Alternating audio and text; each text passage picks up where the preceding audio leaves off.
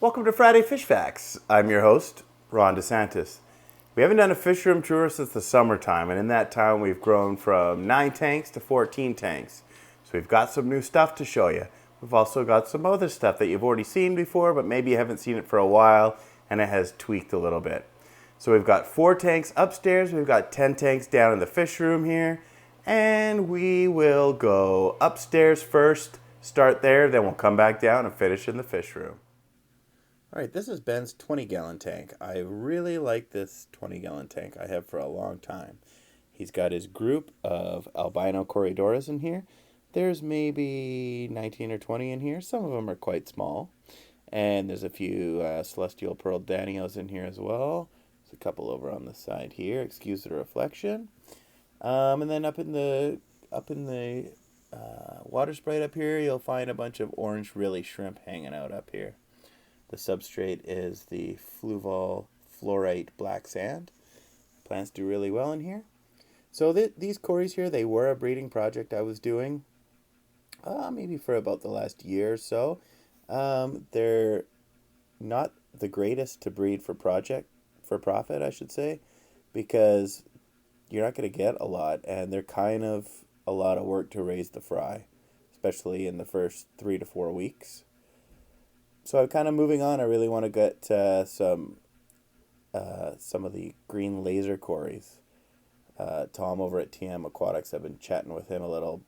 If the border ever opens up again, I'm going to try and get some from him and go from there. We do have a few more of these albinos downstairs that we still haven't sold yet. We'll see that tank in a little bit. So there's lots of algae in this tank. There's the betta in there, just having a look. And we've got some harlequin rasporas and some neon green rasporas. Okay, so this is Amelia's 20-gallon tank. This tank is in shambles and is going to be getting replaced. Not that there's any deaths or anything like that going on in here, but as you can see, the silicone here is kind of wearing. This tank is ancient. It was ancient when I bought it. So we're going to replace that. We're going to replace the substrate here. Amelia wants blue sand. So we're going to go with that, and let's move on to the next tank. Okay, so this is one of the new tanks. This is just a 5.5 gallon with some super red bristlenose fry in here. Going to town on that cucumber. I usually keep them in here for maybe a month, and then I'll move them on to a bigger tank, kind of a grow-out tank. I've grown out corridoras in this tank, had shrimp in this tank. But right now it's got, I think there's 36 of those super reds in here. And then the hang on here with a couple of shrimp cleaning up, it's really difficult to see them. There's maybe 5 or 6 Synodontis petricola fry in here, the oldest one being about 2 weeks old. It's been a struggle trying to raise those, to be honest, the petricolas, but I am determined to do it. And then the tank beside here, this is a 29 gallon. This was the tank that kind of got us back into the hobby. And down in the corner here, you'll see some Adolfo corridoras. And there was a bunch of those calico bristlenose you'll see in the back. You see one back there. I think there's 3 left in this tank. I've sold the rest. I'm not going to be breeding them anymore just because I'd rather breed the super reds. And there's much more demand in my area for super reds than there are for calicos. Someone's actually going to come and buy those last 3 tomorrow, I think. Anyway, I would love to be able to breed these Adolfo cories. They're my favorite cory. No luck yet. I've had them since December, and it's May now. So hopefully. You see a bunch of Sawasser here, kind of a negative of not having any auctions right now because I'd be selling this stuff, and I don't really want to just chuck it out. A couple of crypts, and I can't remember what this plant is called. It's about 3 tanks, so we'll see it again later. So I want to add another type of guppy to the 29 gallon there. Thinking maybe some type of mosaic, maybe the Dumbo ear. Let me know in the comments what kind of guppy. What guppy should I add to the fish room? Okay, starting right here. Right here is the group of L260 Queen Arabesque, which in December I purchased 5. Unfortunately, I lost one. So I've only got 4. I only see 2 right now. Oh, there's the third one's there. And then the fourth one, I think, is under the filter. It's hard to see. This tank here, I only had 3 caves for 2 for 3 caves for 5 plecos, and they were fighting a lot, and one kind of got beat up and died. And since then I added the 4th cave. And there's also some dwarf neon rainbows in here. 3. I see 1, 2 over there. So I had like 6 in here, and then that I just acquired, and then somebody wanted them, so I gave them to them, and then 3 fry appeared. So I've got rainbows again. The one below, I don't think I've shown this one. This one here, these are my German blue rams I've had for a few weeks now. 8 of them. I got 8 that were 1/2 inch to 3/4 of an inch for $20. Locally bred. They're already starting to get bigger. This is when I first got back into the hobby, I bought like a PetSmart or something ram. It died within a week. And then I had a pair of the electric albino goldhead, or the electric goldhead rams, and they lived for about 8 months. One died the next week, the other one died. But you know what? I'm doing it proper this time. This tank is at 85 degrees Fahrenheit. There's some calico bristlenose in here, which I know is kind of hot. I was a little bit worried about the heat there, but this is the next batch of calicos. The dad's usually on the log there. It's going to be too hard to see. But like I was saying before, I've pulled Dad away. Dad's like a darker calico, so I've crossed him with a super red female to make these calicos. And I like them, but I like other things better, so stop breeding those ones. Okay, the 220, not much has changed in here except there's the Petricola there. Getting him to spawn is not a problem. It's raising the fry, which has been a problem. These guys are new. These are the albino threadfin Acaras. A bunch of clown loaches, rainbow fish. You'll notice there's no more tiger barbs. Oh, there's one. I ended up I wanted to move on from them, and then I kind of missed him when I was taking them in. So I have one in here. And I still have the gold nugget, which is somewhere, blue phantom, an L66. Oh, there's a tail of a pleco. I don't know if we can see that. Right there. A couple of blood parrots right there. They're new. So we're kind of look at the ever-changing color of the young blood parrots as they turn into the orangey red. I still have one archer left. Originally had 3. What else have I got? I've got a starlight bristlenose in here. And moss that I constantly pull out and sell. I will never aquascape with Java moss again.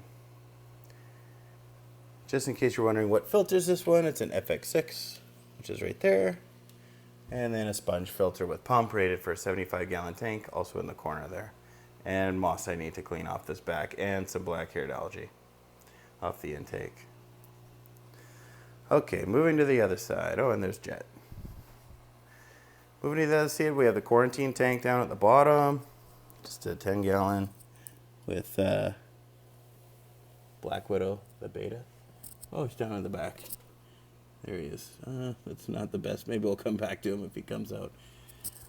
And then above that, we've got just a pair of albino plecos in here with a bunch of guppies. These are the ones from Bentley Pascal, the Blue Hawaiian Moscow ones that are in here.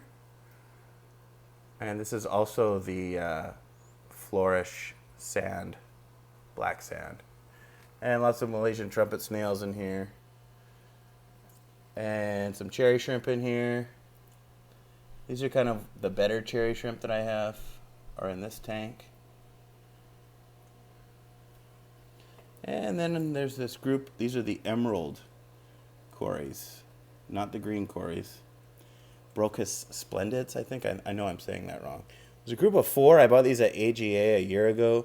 They've never spawned. I think I'm giving up on them. And I think I'm probably going to sell them. Next, we have a couple of 40-gallon breeders. These are the only African cichlids in the house.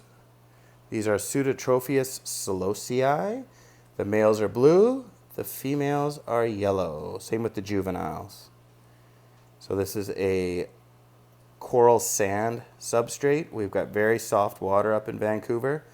So you'll notice there's a lot of coral in a lot of my tanks. just to kind of keep it a little bit higher. But then this tank here is about 7.6. I don't use chemicals. And we've got Jungle Val in the back there that I just took out of the 220 gallon and put it in here. Hopefully we'll get these guys breeding for us. And then in the bottom 40 gallon breeder, we've got a ton of these koi Tuxedo Guppies. Originally I bought these at Aquarium Co-op about a year ago. They're my best selling guppy.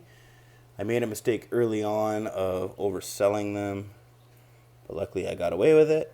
And I don't know, including fry and stuff, there's probably 60. So they used to be in a 20 gallon long and at that 29 gallon upstairs. I moved them in here. I'm going to be moving Super Reds in here as well. And another kind of Cory. This is where I might do the green laser. Again, I want to hear in the comments if I'm adding another Corydora. Which Corydora should I add? Okay, and then we move over to another rack here. Down in this bottom 10 gallon, we've got some very beautiful, these are the regular blue Moscow guppies. There's a few in here. And then low-grade cherry shrimp, there's, I don't know, 100 maybe? And there's a couple autos in here as well. And a lot of this is a different type of Bulbitis. This is one Bulbitis here at the top, and there's Dwarf Sagittarius at the bottom. And then back to this one, this is a big Bulbitis right here. Which is, I've also put in this tank here. That's Bulbitis. And there's more of that plant that was in the back here. That was in the 29 gallon. Big Anubias and some little Crips. Right up here, this light sucks, but it was free. What are you gonna do? So this was the koi Tuxedo tank. It's got some albino Corys. Like there's I think 5 or 6 in here. We'll just sell these ones. And some Super Reds are a little bit older than the ones in the 5.5 gallon. That's upstairs. These ones I'm going to move down into the 40 gallon tank here. And then the ones from the 5.5 will move into here for a bit. Then we've got the 90 gallon. This is another good breeding for profit tank because of the group of Super Reds that are in here. Now about a year ago I purchased 6. And there's a female there. I had 1 male. And that male has been producing for me. He's actually back on that rock right there. Sorry, excused the algae on the glass.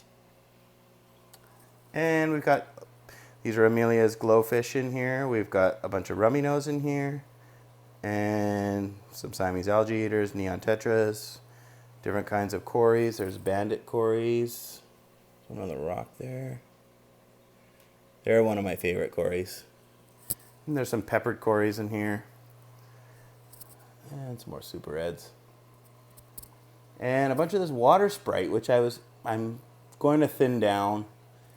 There's a couple of flagfish in here as well. I was kind of hoping that maybe I'd see some flagfish fry in here one day, but that hasn't happened. This plant is very helpful for your tank, but it's not the most sightly one. And then in the back here, there's some microworm culture. So I don't have a... Alright, sorry I got cut off there. Alright, so here's the microworms. So there's a ton of microworms in here. Microworm culture, you can see them moving around. I really like them for feeding fry. It's easier than hatching baby brine shrimp. Now it depends on what I'm doing. I will hatch baby brine shrimp if I have a lot of fry that require it, but right now I don't. I do keep frozen on hand and frozen bloodworms all the time, and then here's a bunch of foods down here that I use. Bug bites are a huge one for me. Floating pellets, sinking pellets, Chetricolor granules. Really like those. I really like these here. Omega 1 brand. I really like that as well. Well, that concludes the tour. I hope you liked it. Don't forget to hit that like button. And let me know down in the comments which one was your favorite tank. And don't forget, what kind of guppy should I add and what Corydora should I add? Join me next week for another edition Friday Fish Facts.